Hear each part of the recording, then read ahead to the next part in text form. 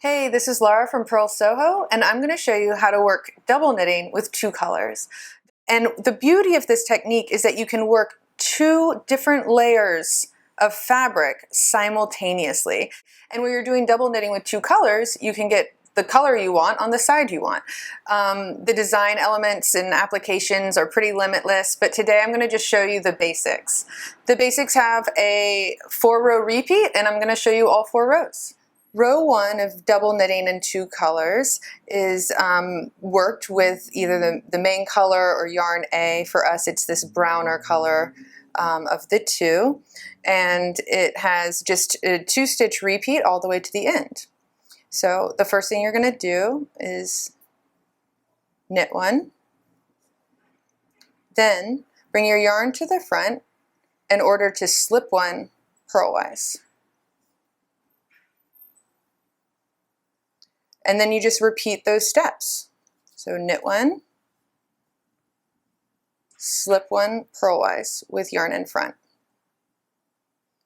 Knit 1, slip 1 purlwise with yarn in front. You may notice that when I'm working with main color, I'm working into the stitches that are the same color.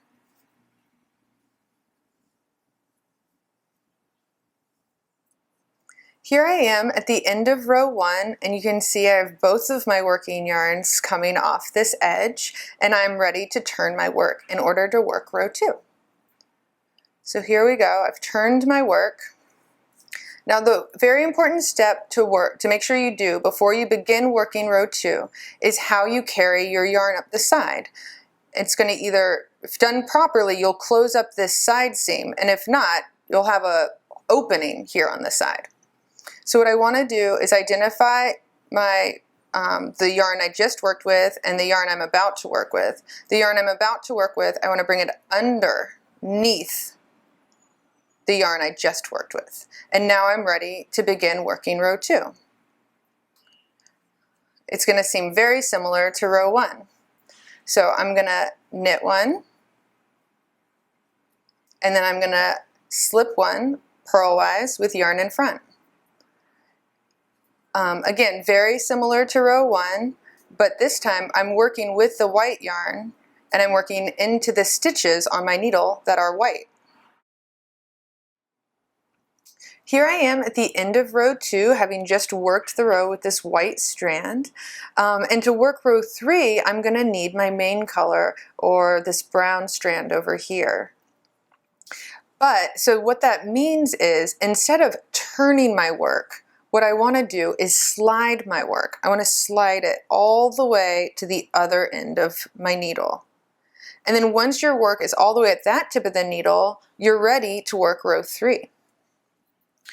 Row 3, similar to the other rows, just has a 2-step repeat for the entire row. The first thing you're going to do is slip 1 purlwise with the yarn in back.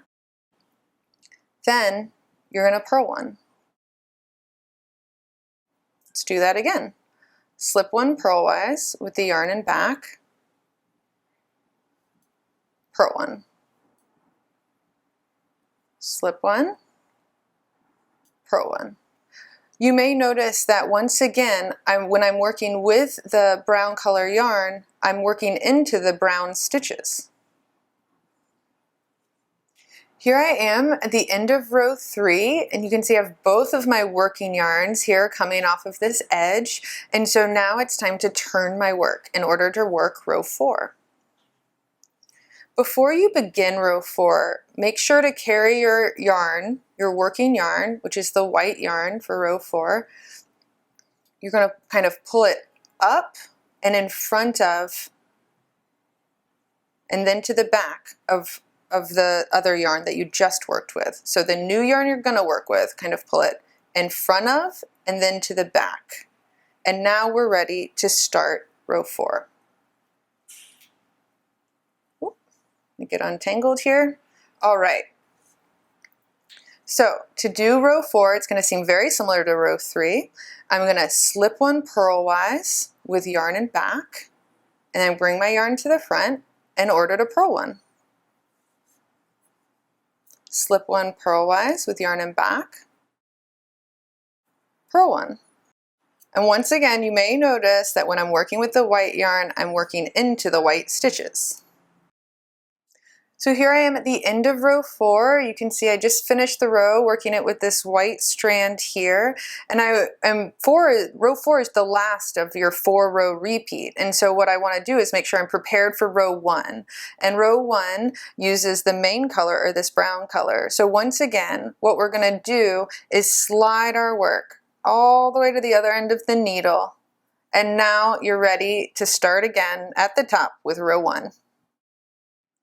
All right, I have a bit of a bonus clip here. For any of you who are working our double knit blanket pattern, you're going to come across a step that involves a tack down. You can see these tack downs have create this really beautiful dash.